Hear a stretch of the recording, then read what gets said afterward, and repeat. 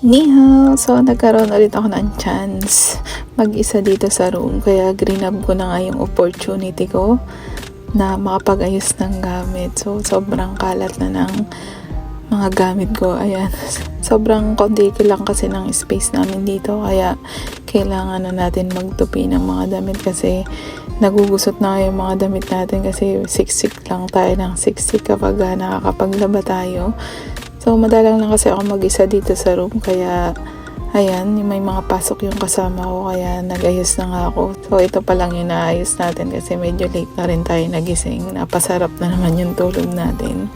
Grabe, ang dami ng kalat ng table ko. Minsan, di ko na alam kung saan ako maglalagay. Sobrang dami ko na rin ng books, kaya medyo nag-stop muna akong bumili ng mga books.